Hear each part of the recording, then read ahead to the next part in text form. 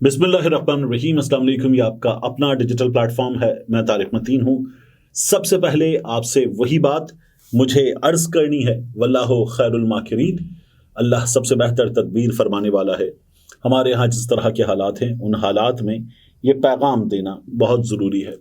अब आपसे रिक्वेस्ट कि अगर आपने इस खाकसार को, इस नाचीज़ को सब्सक्राइब नहीं किया तो सब्सक्राइब कीजिए, बेल आइकॉन प्रेस कीजिए, लाइक कीजिए, कमेंट कीजिए। जो चीज़ लाइक नहीं करते वो तो ज़रूर कमेंट करके बताइए। साथ ही अलग न्यूज़ लाइक कीजिए, सब्सक्राइब कीजिए, कमेंट कीजिए और बताइए कि आप क्या देखना चाहते हैं। अब आगे बढ़ते हैं और इस वीडियो के जो मौज़ूआत हैं उनकी बात करें। उससे भी पहले मुझे आपको बताना है कि मेरे साथ एक दिलचस्प सी वारदात हुई है। हुआ ये कि गुज़श्ता रोज़ जब इलेक्शन शेड्यूल आ गया तो फिर मैंने कहा इलेक्शन शेड्यूल आ चुका है, अब बताइए इलेक्शन में आपका वोट किसका, पाकिस्तान तहरीक इंसाफ का, नून लीग का, पीपल्स पार्टी का या तहरीक लब्बैक का। ये 4 ऑप्शन देकर मैंने पोल रखा। 24 घंटे इस पोल का टाइम था। कुछ 35,000 के करीब इस पर वोट्स थे और फिर जब 8 घंटे बाकी थे तो ये पोल मेरी टाइमलाइन से गायब हो गया। मुझे ये पोल शो नहीं हो रहा। ये ज़रूर हुआ और तकरीबन 95.6% के करीब इस पर पाकिस्तान तहरीक इंसाफ के हक में वोट पड़े थे, लेकिन ये पोल गायब हो गया। मैंने ट्विटर से कहा है कि बाकायदा टैग करके कि मेरी मदद की जाए, ये क्यों हुआ है मुझे बताया जाए, लेकिन मामलात यहाँ तक पहुँच गए हैं, बात यहाँ तक पहुँच गई है कि ट्विटर पोल्स गायब हो रहे हैं। अब आगे आ जाइए और एक बड़ी खबर जो है वो हमारे सामने आ रही है। नज़रियाती तौर पर तो हमने इन्हें देखा था। लतीफ़ खोसा, सरदार लतीफ़ खोसा गवर्नर पंजाब रह चुके हैं, सीनियर वकील हैं, इमरान खान साहब का मुकदमा लड़ रहे हैं और उनके बारे में आसिफ अली जरदारी ने कह दिया था टेलीविज़न प्रोग्राम में कि लतीफ़ खोसा अब हमारी पार्टी में नहीं है। जरदारी साहब खुद निजी महफिल में दोस्तों के दरमियान कहते हुए पाए गए कि इनको गवर्नर बनाया था, इनको बड़ी वैल्यू दी थी, लेकिन इन्होंने हमारे साथ ठीक नहीं किया, ये इमरान खान के हो गए। तो खोसा साहब जो हैं वो कल पाकिस्तान तहरीक इंसाफ बाकायदा तौर पर ज्वाइन कर सकते हैं। पाकिस्तान तहरीक इंसाफ के जो वकला हैं वो बता रहे हैं कि खोसा साहब के घर पर कल इस सिलसिले में एक अदद प्रेस कॉन्फ्रेंस है और उस प्रेस कॉन्फ्रेंस में लतीफ़ खोसा ऐलान करेंगे। ये अब सूरत हाल है। दूसरी जानिब हुआ क्या है, पेशीन में पाकिस्तान तहरीक इंसाफ का वर्कर्स कन्वेंशन, और इस वर्कर्स कन्वेंशन के लिए पाकिस्तान तहरीक इंसाफ के जो कारकुन हैं वो बड़ी तादाद में जमा हो रहे थे। जिस तरह से हमने देखे खैबर पख्तूनख्वा में मनाजिर, उस तरह की सूरत हाल बलूचिस्तान में आमतौर पर नज़र नहीं आती, क्योंकि बलूचिस्तान के डायनामिक्स मुख्तलिफ हैं, डेमोग्राफिक्स मुख्तलिफ हैं, वहाँ की पॉलिटिकल रियलिटी मुख्तलिफ है, लेकिन फिर भी बलूचिस्तान में उसी तरह का जोश व जज्बा हमें नज़र आया। उसी तरह से काफिलों की सूरत में जौक दर जौक आते हुए लोग, रास्ता रोकती हुई इंतज़ामिया, खौफजदा किया जाने वाला सीन लोगों को, ये सब कुछ नज़र आ रहा था। मगर फिर हुआ ये कि कैप्टन रिटायर्ड जमील अहमद, ये वहाँ के गालिबन डीसी हैं, इन्होंने उस जलसा गाह में मौजूद जो तमाम इंतज़ामात थे वो इंतज़ामात ही उखाड़ दिए। कुर्सियाँ रखी थी शुरका के लिए, वो कुर्सियाँ ले गए।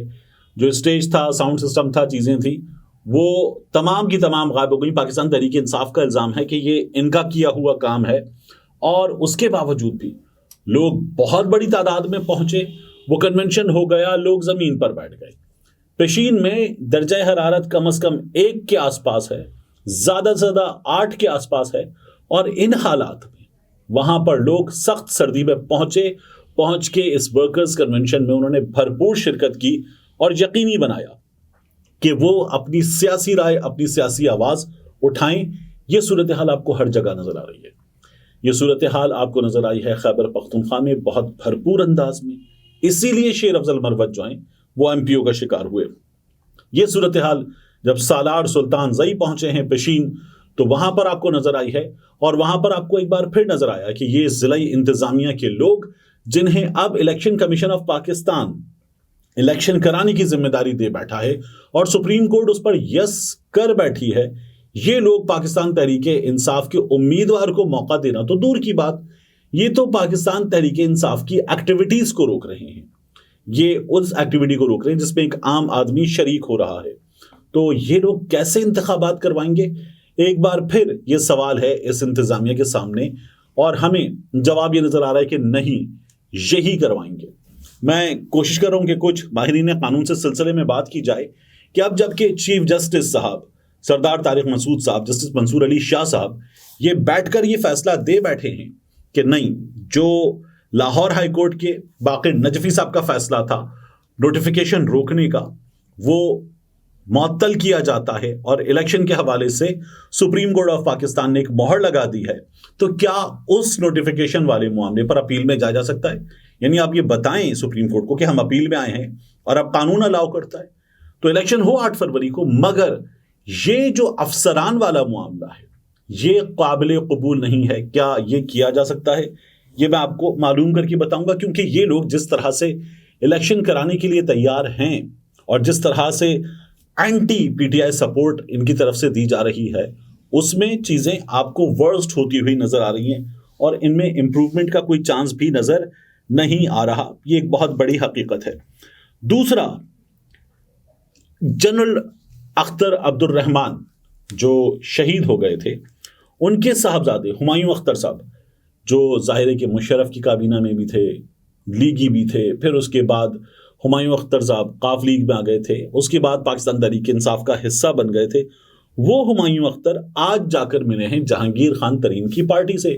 پریس کانفرنس ہو گئی، جہانگیر خان ترین بیٹھے تھے، علیم خان بیٹھے تھے، اختر عبد الرحمان بیٹھے تھے، اور ہمایوں اختر نے بتا دیا کہ وہ پاکستان تحریک انصاف کا مزید ساتھ نہیں دے رہے۔ اس بات کا تو اعلان پہلے کر چکے تھے، لیکن اب استحکام پاکستان پارٹی میں آ گئے ہیں۔ میں نے ایک انسائیڈر سے یہ پوچھا جو ان کے بہت قریب ہیں، میں نے کہا یہ کیا ہوا، کیونکہ انہوں نے جب یہ فیصلہ بھی دے دیا تھا جون کے اختتام کی جانب کہ وہ پی ٹی آئی چھوڑ رہے ہیں، تو تب بھی انہوں نے استحکام پاکستان پارٹی کا حصہ بننے کا فیصلہ نہیں کیا تھا۔ ان کو کہا گیا تھا لیکن وہ اس پارٹی کا حصہ نہیں بنے تھے۔ اب کیا ہوا ہے؟ تو اس سورس کا یہ کہنا ہے کہ اب دوبارہ ان سے کہا گیا ہے اور انہوں نے استحکام پاکستان پارٹی جوائن کر لی ہے۔ شاید اب زیادہ محبت کے ساتھ ان سے کہا گیا ہے، اس محبت کو انکار کرنا ان کے لیے مشکل تھا، اس لیے انہوں نے قبول کر لیا ہے۔ یہ ہمایوں اختر عبد الرحمان صاحب جو ہے نا، ہمایوں اختر صاحب، کیونکہ اختر عبد الرحمان کے صاحبزادے اس لیے غلطی میں کر گیا، تو ہمایوں اختر صاحب کیا کہتے تھے 9 مئی ہو گیا اس کے بعد کیا کہتے تھے؟ دیکھیے، یہ صاحب 12 مئی کو کہتے تھے اس وقت حکومت انسانیت کی بدترین تذلیل کر رہی ہے، قوم کی ماؤں اور بیٹیوں پر مرد اہلکار وحشیانہ تشدد کر رہے ہیں، شیریں مزاری اور یاسمین راشد جیسی سینئر سیاستدانوں کو رات کے اندھیرے میں گرفتار کر کے نامعلوم جگہوں پر منتقل کیا جا رہا ہے، اقتدار کی لالچ اور کرپشن بچانے کی کوشش میں ملک کو کھائی میں دھکیلنے سے بھی گریز نہیں کیا جا رہا، عدالتیں عوام کے حقوق بحال کروائیں۔ یہ 12 مئی کو کہتے تھے۔ یہی ہمایوں صاحب جو ہیں وہ مئی کی 27 تاریخ کو کہتے تھے کہ قیام پاکستان سے لے کر آج تک ہمارے خاندان کا پاک فوج سے لازوال تعلق قائم ہے۔ اب اس کو بہت غور سے سنیے گا، ایک ایک لفظ، یہ بہت امپورٹنٹ میسج ہے۔ اور شہید اختر عبد الرحمان جس فوج کے جرنیل تھے اس پر ہمیں فخر ہے اور ہمیشہ رہے گا۔ 1948 کی جنگ ہو یا 1965 میں دفاع لاہور اور جہاد افغانستان سمیت دہشت گردی کی طویل اور کٹھن جنگ میں ہمارے آفیسرز اور جوانوں نے اپنا لوہا منوایا ہے اور پاکستان کا دفاع ناقابل تسخیر ثابت کیا ہے۔ ہمارے شہداء کا لہو اور قربانیاں یہ قوم کبھی فراموش نہیں کرے گی۔ 9 مئی کے واقعات نے پوری قوم کی طرح ہمارے خاندان کو بھی شدید افسردہ کیا ہے اور وہ اس کی جتنی مذمت کی جائے کم ہے۔